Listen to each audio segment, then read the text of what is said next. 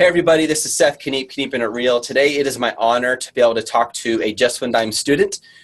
Dory, thank you so much for being here today, brother. Thank you for hosting me. Absolutely. And the reason I'm excited to talk about Dory today, you guys, is Dory did not have an easy start.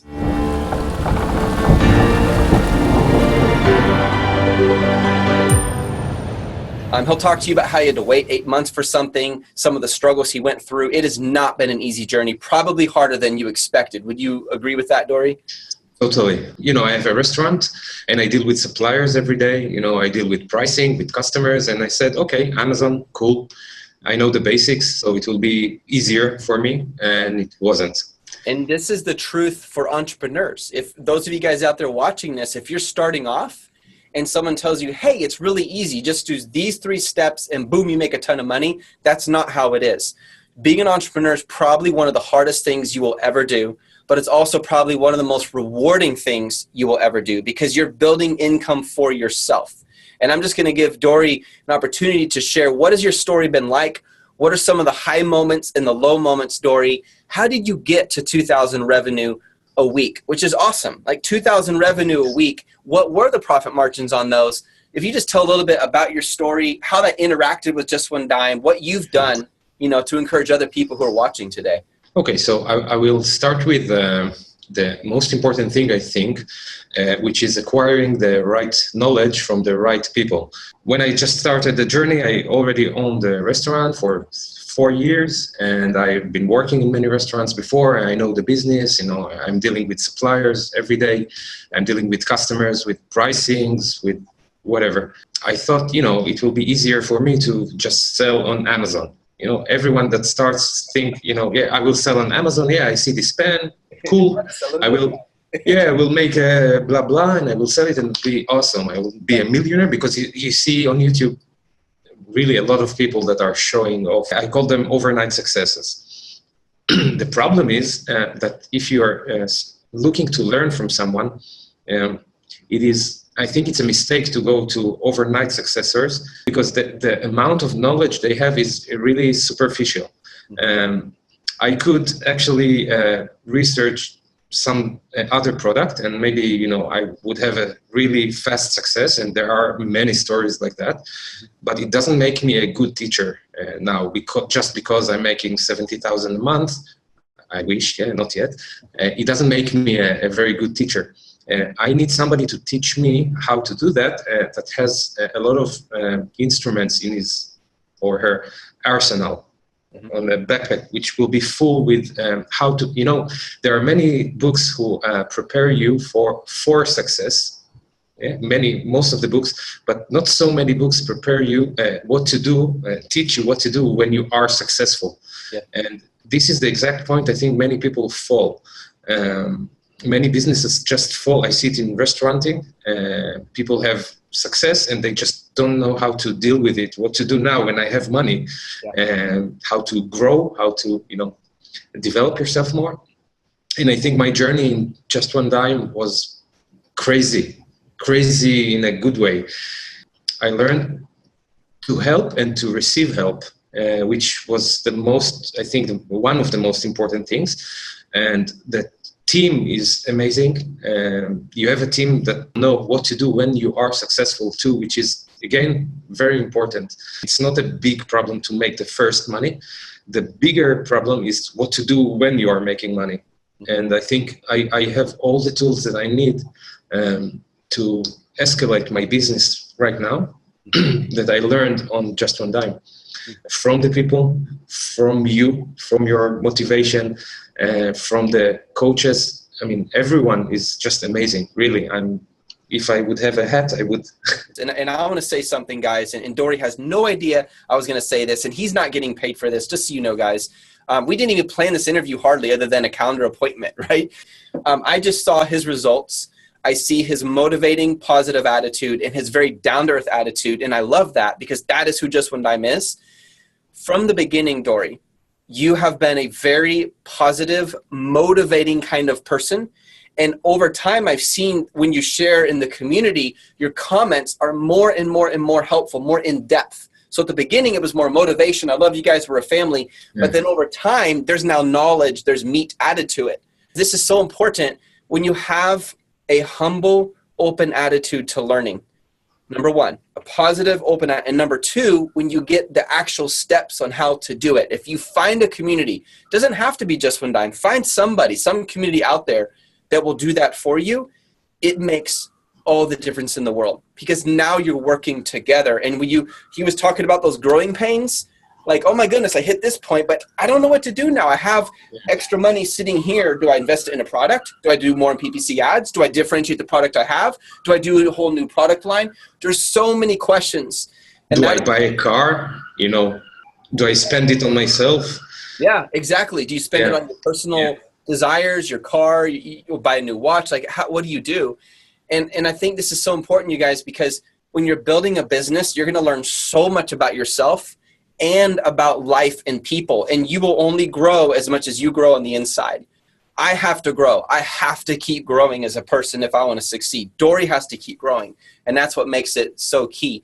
Dory, could you talk a little bit, brother, about what are some of the strategies you use that were effective that help you, number one, find that product, number two, launch that product, and maybe some of the challenges. And guys, again, we're going to be very real in this interview. I want you guys to understand it so you know what to expect if you're thinking about selling on Amazon. So the first thing I did, I tried to find something I'm interested in, and I have some good amount of knowledge. First, I want to just address the issue before. It's hard, but it's really, really, really fun to be, to do that. It's really fun. It's really hard, but it's really, really fun. It's really satisfying and really fulfilling. So it's important for anybody who feels that they can do something for the world. So this is the place. And back to the question, you got to understand your market very well. Understanding the market is not enough, I think. You have to have some tools, what to do and how to investigate and how to research in order to really succeed in selling something to the market you know so much about. I like to travel, for example, and I like to hike. I do a lot of hiking and I climb mountains and so on. And I go ultralight. Ultralight, this is my thing, to go ultralight. Every gram I calculate and so on. The bigger part of my the market I'm selling in, it doesn't go ultralight. Okay, so if I would fulfill my thoughts only without proper research, I would probably fail. Probably. I could succeed as well, but I would probably not sell as much as I do now. And these tools you learn from people who does it and have knowledge about business and this specific business, because it's a bit different than restauranting. Understand your market, but let yourself be creative as well. There is a certain point that you learn so many details. So you become like frozen and like view to that view, and you just research and you do what you're told to do because you want to succeed and you don't want to make mistakes. But I think let yourself, out, your real inner self out, and go with your instincts, because I think your instincts will most of the time will tell you right things. They could be mistakes now, but later on, I think in the long run, it will turn everything around. I saw it on my product. I started very careful. I researched. I did all the things that I should do. And I started to sell. It was selling like, 2, 3, 4 a day, which was nice, because it's the first time. Yeah, I'm selling. Yeah, it's cool. Yeah, and I'm spending like hundreds of dollars on PPC. Yeah, but still, yeah, I'm selling. Yeah. So it's cool. And then I turned to another product. Said, okay, it's about time because my first product doesn't work so well. So yeah, the second product will work, of course. Now I know, which is a complete bullshit. And I started with the next product, and then the inventory of the first product ended. Right. And I started to sell the next product. It was fine, 5 a day, 6 a day. Yeah, it was cheaper as well. And by the way, the first product I sold in like $16, $15 when my goal price was like 21. Oh. Yeah. And the 500 units went after like 6 months or something. It was crazy slow. And then I let it like die, and then I just thought one day, why won't I make it like a different color? You know, something more. It was like a really orange, vibrant orange, and I said, okay, I will add black to the background. It's a dry bag. It's a really, really competitive market.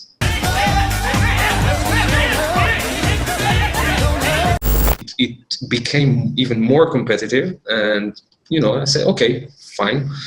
I make the back in black and the front in orange. I ordered some inventory, and the first day it came in, it sold 10 units. So yeah, I was happy. Wow. But I say, yeah, probably, maybe, I don't know why. Maybe people are crazy about dry bags right now. And then the second day, the third day, and so on, it sold like between 8 to 15 units a day. Then I'm thinking, yeah, I probably did something right. now I must analyze what did I do right, because I need to repeat it in other products and in this product as well, because I want to improve. Just to make sure I understand, Dori, so the only thing you changed was the background color from orange to orange and black, and that's it. Yeah, that's it. 2 to 3 times a day to 8 to 15 times a day, and all you changed was the color. And guys, I just want to encourage you with this. Think about this. He changed perceived value, not real value, perceived value, how it looks. It doesn't change the quality of the product, but it's interesting thought. And did that cost you more to change that color?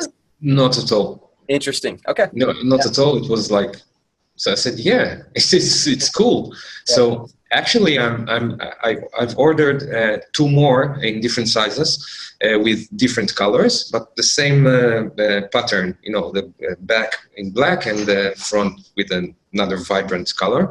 And this will be it's funny because it's going to be my signature, my company signature on dry bags, because nobody is doing that so far. Yeah. This way. Which is cool. I like it. And I think having a trademark also helped this whole thing. Amazon likes to be better with you, probably, I can say, when you have a trademark, and they treat you a little bit differently. I don't know, you have some more options, which is cool. The enhanced brand content is very, very good. It's helping. It's like 10% more in sales, almost for sure, if you're doing it right. My listing was fine. My pictures at the beginning was not so good, and I brought it up in the group, in Just One Dine group.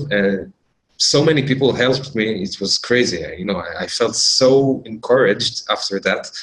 And they really, really helped. I mean, it was really a honest, I want you to succeed.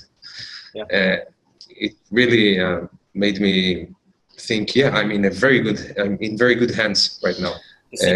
To see people not see you as a competitor in a community, but actually try to help you by being honest. And not saying something necessarily even that would make you feel better, but say, hey, this isn't good, change this to this. In other words, being honest, telling the truth so that you can be more effective and have better conversion on your product is awesome. All the students and also the coaches were involved, and I felt like I'm being hugged, which is amazing. Really, it's amazing. I'm being hugged all around. I have like an army of people that help me to succeed, which is awesome. And then I did this change, and from then on, I made 1,000 a month, and then I made this post, and then 2,000, and now I'm about almost 3,000 a week without the Prime Day. Awesome. Without the Prime Day, so it's really cool. I like it, and it just brings everything up, and now I can use my skills that I've learned in the group and from you. To escalate everything to the next one, to the next product line, or the next differentiation. One thing you said, and I want to elaborate a little bit on it, is you talked about if you had just gone with what you like, in other words, hiking light, not heavy, but the market is looking for stuff that isn't light, then you probably wouldn't have any sales or very little. But on the other hand, you still need room and freedom to use your gut instinct, your creativity, that entrepreneurial spirit that makes entrepreneur have a cutting edge. So it's like a balance. And I know exactly what you're talking about. There's some people who they focus on just make sure to do everything right. And if you just focus on that, you guys, you're going to run into unexpected obstacles. There's going to be new things. Amazon will change, a new competitor you didn't expect. So you have to be willing to pivot and adjust and stay fluid. These guidelines help you as a general guideline, but you need room up here to adjust. And I love how you used the example of, you just thought, man, if I added black, I think it would make a big difference. And the conversion of your listing went up like 4 or 5 times. Yeah, it's crazy. My last payment from Amazon was $260. And now it's $2,600. I just, I looked and I laughed about it because it's 10 times more. It's crazy. From what? From changing color? Yeah. Yes, from changing color. This was the reason. To 2,600 from those 2 different payments just because you changed the color. That's incredible. Yeah. And I think it shows too, sometimes we have to test things. We have to test them in order to find out what works and what doesn't. And when you do that test, there is a risk. But here's the temptation, I think, too, Dory. Some people selling on Amazon, they would be have a very similar experience as yours. It's not selling as fast as it should. They feel like they're running into a wall, and the temptation is to give up. And maybe that one more step they needed to take was add a different color, or try a different size, or maybe even launch a different kind of product, or adjust their PPC ad campaign, something else that needs to be tweaked. So there had to be something inside you, Dory, that believed you could still make this work. Even though the numbers weren't good, something inside of you, you had to believe this is still going to happen. This is something I want to address as well, because I have 2 points here that I wrote as well. One is try different approaches with the same product, which is, I think now I see that it was right to do. And the other point, I buy a lot on Amazon. Okay, I live in Israel, but I still buy a lot on Amazon. And I think the growth of Amazon lately in the past 5 years, something like that, many people realized they're allowed to think that they can make a lot of money. Okay, so they jumped in. The consequence, it's a little bit unfortunate on one hand, but it's a huge opportunity for other people. The consequence was that there are a lot of not so great quality products on Amazon right now. A lot. Yeah. Okay. And if you do your homework right, and if you make a really good, high quality product, you will succeed, probably, most likely. Yeah. Around 70% of my orders are not so great quality. Interesting. Yeah. This is something I paid attention not so long ago because, I bought some stuff, I like the smell. So I bought this vaporizer or whatever it's called that you put essential oils and I bought pens and I like, really cool pens. And I bought, hiking clothes and so on. And many products are not very good quality. And first, many Chinese sellers are selling on Amazon, straight on Amazon. And also inexperienced people that probably went through either no course at all or a very not so great course, just bought products and just shipped them to Amazon and didn't really invest inside. And when you don't invest so much inside, so you don't have the drive to fix things after. You don't sell well, so it's turned off. I don't think. But if you really put yourself inside and you know that you have a really good quality product, so you say, no, it's not possible that people don't buy it because it's great. So I must do something to make it better. To show them. Yeah. And the other point, people don't need anything anymore. I mean, we don't live in an era that people really need something. All the economy back then was based on find what people need and sell them. And it's not true anymore because you have everything you need. You have water, you have food, you have everything. You have clothes, you have a house, some roof over your head. So everything is a choice. And how you make your product be the chosen choice.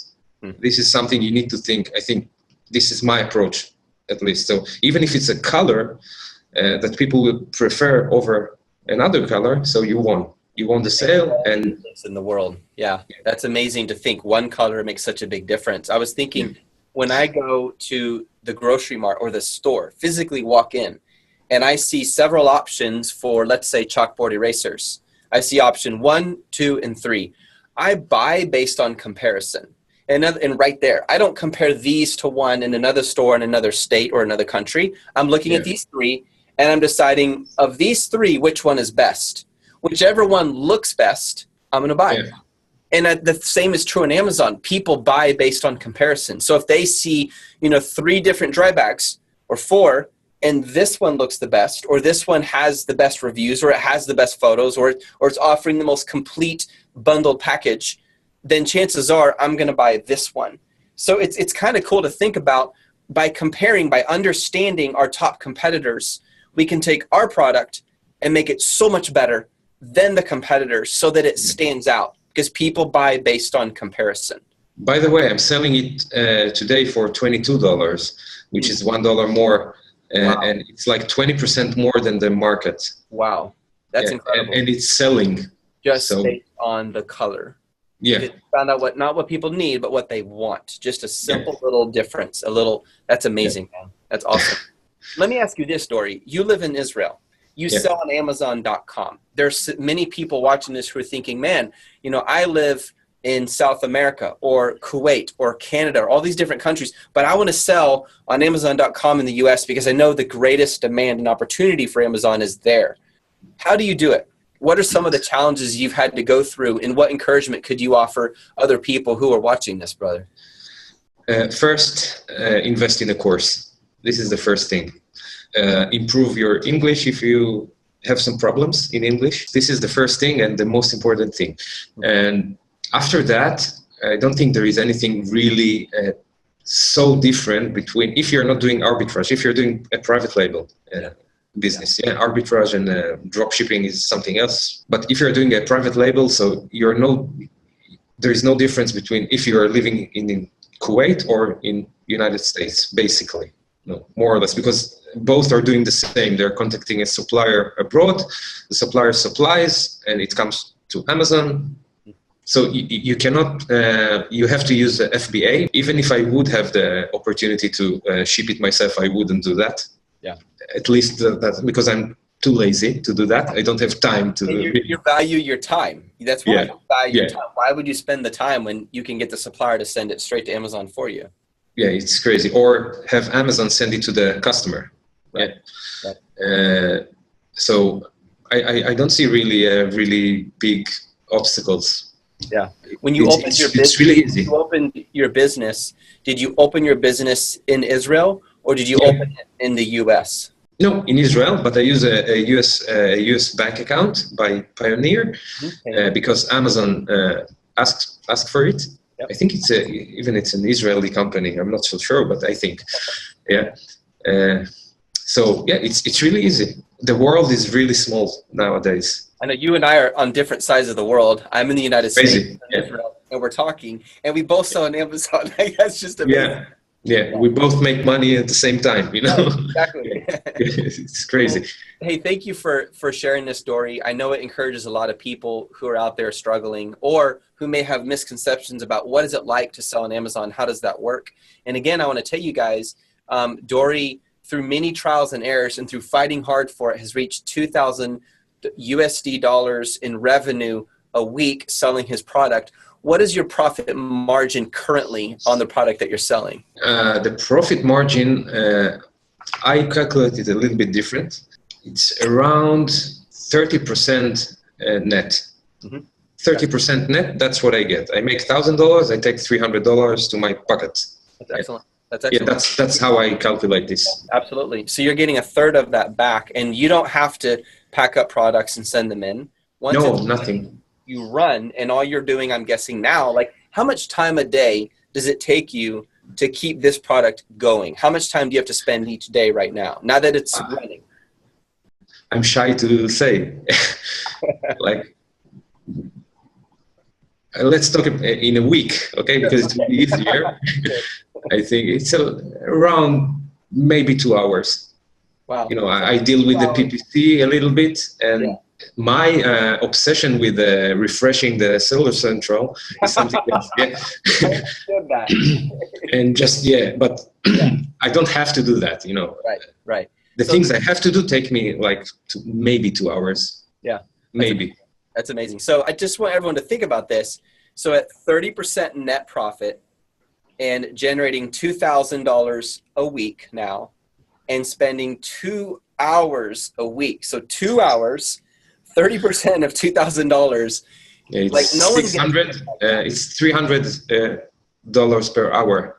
That's amazing. It's crazy. Yeah, it's crazy. Here's the beautiful part, Dory. From here, you can just keep scaling it and building it bigger and bigger and bigger and just keep growing it. Like that concept is so mind-blowing. And you don't have to spend your whole day working on it because now it's running for you. You spent the hard work at the front end. Now you can enjoy the fruit of your labor. So huge congratulations to you, brother. This is awesome. Thank you very much. And it's mainly thanks to you guys, really. I mean, I see all the examples of successful people in the group, that people are making crazy amounts of money.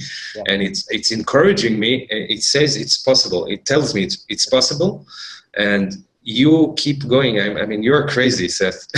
You just keep going, and you have this straight and steady line. You're not you go down, go up. You know, you're not like going like that. You have a really steady line that you keep from the day I met you, like 1 year ago, and it's really, really good for me to have this steadiness, because I see an example of a really successful man, and it gives me a lot of tools, I will call it. I understand. Sub-tools, yeah, which is amazing. Yeah, thank you. Is there any last words of advice you would give to the people listening today before we go? Anything you would tell them? Don't take it so hard. Enjoy the ride. Yes. Even if you lose, so you lost. So what? What's the worst that can happen? Yeah. And just enjoy and be persistent and acquire the right knowledge from the right people. That's it. It's excellent. Well, I cannot add to that. So awesome. Thank you again, Dory. Everyone, Thank I hope you. this encourages you guys a lot. And brother, keep crushing it. I can't wait to talk to you a year from now. Oh, yeah. Thanks again, It'd be great. Thank you, Seth.